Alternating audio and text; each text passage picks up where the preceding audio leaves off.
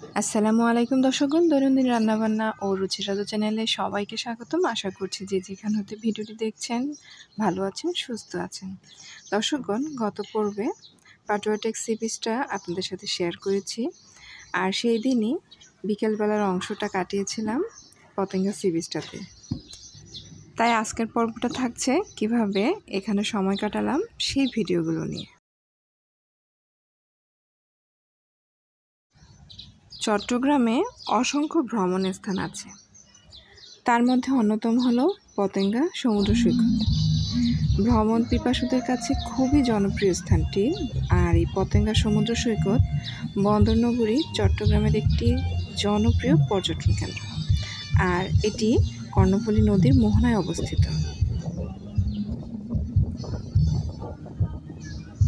চট্টগ্রাম শহরের 0 পয়েন্ট থেকে মাত্র 14 কিলোমিটার দক্ষিণে অবস্থিত এই পতেঙ্গা সি বিচটি প্রিয়জনকে নিয়ে যারা একদিনের ট্যুরে ঘুরতে যেতে চান তাদের জন্য সেরা হতে পারে এই সমুদ্র সৈকত।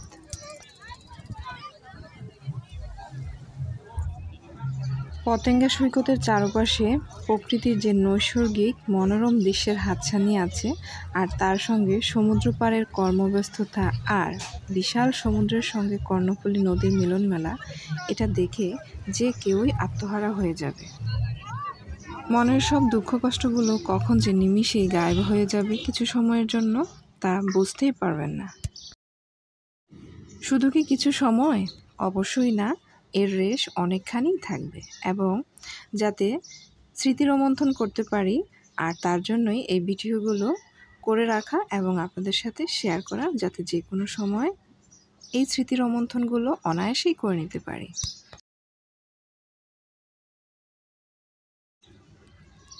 সাগর পাড়ের যে বালুকা রাশি আছে, বাতাসে পাবেন সুর শব্দ, সব কিছু আপনার মন ভরিয়ে দেবে। আর সেখানে দেখতে পাবেন নানা বয়সী মানুষ কতই না আনন্দ করছে। জোয়ারের সময় ঢেউয়ের আঁচড় যেন নয়নাভিরাম দৃশ্যের অবতারণা করে। তবে আমরা যখন গিয়েছিলাম তখন কিন্তু ভাটা চলছিল, পরন্তু বিকেলে গিয়েছিলাম, তবে বিকেল যত গড়াচ্ছিল, সন্ধ্যা ঘনিয়ে আসছিল, ততই জোয়ারের আগমন ঘটছিল।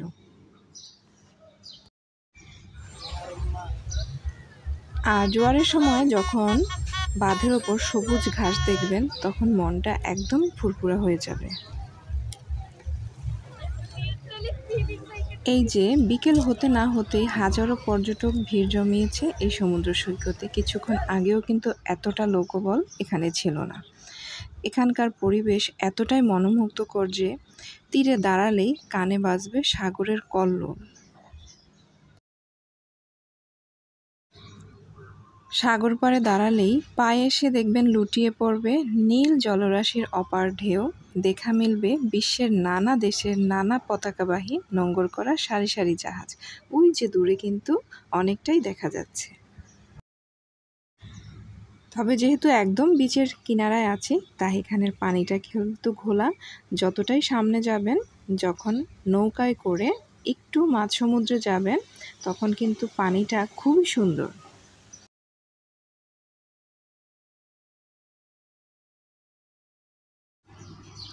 সৈকতের পাশেও ঝাউবনে গড়ে তোলা হয়েছে বিভিন্ন ধরনের খাবারের দোকান, সেটা কিছুক্ষণ পরেই আমি দেখিয়ে দিব। সমুদ্রে কিছুটা সময় কাটানোর জন্য আছে স্পিডবোট, আর এই স্পিডবোটগুলোতে করেই কিন্তু একটু দূরে যেতে পারবেন, আর তখনই একদম পরিষ্কার টলমলে পানিটা আপনারা ছুঁয়ে আসতে পারবেন। সমুদ্রের তীরে ঘুরে বেড়ানোর জন্য আছে সি বাইক আর ঘোড়া। ঝাউবন ঘেঁষে উত্তর দিকে এগুবেন, আর সেখানে সামনে রয়েছে বঙ্গোপসাগর আর কর্ণফুলী নদীর মোহনা। দেখতেই পাচ্ছেন সময়ের সাথে সাথে কিন্তু পানিটা, জোয়ারটা চলে এসেছে, আর পানির উচ্চতাটাও কিন্তু অনেকটাই বেড়ে গিয়েছে। তবে সৈকতে ঘুরতে গেলে অনেক সময় আপত্তিকর পরিস্থিতিতে পড়তে হয়, আর তা অ্যাভয়েড করার জন্য দল বেঁধে যাওয়াই কিন্তু ভালো, এবং গ্রুপ বেঁধে বেঁধে থাকাই কিন্তু ভালো। কোনো বিপদ কিংবা অভিযোগ থাকলে সৈকতের ভ্রাম্যমাণ পুলিশ ফাঁড়িতে জানাতে পারেন। আর অধিক লোকের সমাগম আছে ওইদিকে অবস্থান করাটাই ভালো, নিরিবিলি পরিবেশে না যাওয়াটাই উচিত। এইদিকে একটা স্বনামধন্য কলেজের ছাত্রছাত্রীরা পরিষ্কার নিধনের অভিযানে শুরু করেছে এবং তাদের অ্যাক্টিভিটিগুলো একটু আপনাদের সাথে শেয়ার করে নিচ্ছি।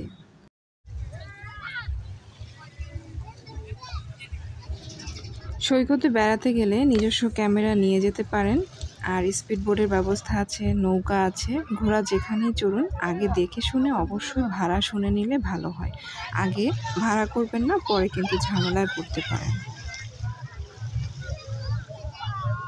প্রত্যেকটা বয়সের মানুষই কিন্তু খুব বেশি মজা করছিল, কিন্তু তারপরও বাচ্চাদের দেখে মনে হচ্ছিল যেন তাদের উল্লাস যেন আর ধরে রাখতেই পারছে না।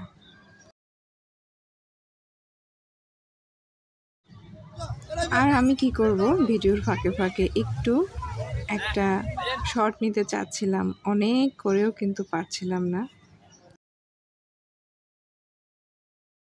সময় গড়িয়ে গড়িয়ে সূর্যটাও কিন্তু অস্ত যেতে আর বেশি বাকি নেই, একদম ঢলে পড়ছিল সমুদ্রের বুকে। বিকেলবেলা সূর্যাস্তের দৃশ্য না দেখলে সমুদ্র সৈকতের আসল দৃশ্য কিন্তু মিস হয়ে যাবে, এটা কিন্তু কোনোভাবেই মিস করা যাবে না। এই দৃশ্য কেউ মিস করে কিনা আমার জানা নেই। বিকেলের সূর্যাস্তের দৃশ্য না দেখলে সমুদ্র সৈকতের আসল দৃশ্য কিন্তু দেখা মিস হবে। সূর্যাস্ত যাওয়ার দৃশ্য দেখলে মনে হবে যেন সূর্য সাগরের মধ্যে ডুবে যাচ্ছে, আর এমন লাল রং ধারণ করে তখন সূর্য, যা অসম্ভব দৃশ্য তৈরি হয়ে যায়।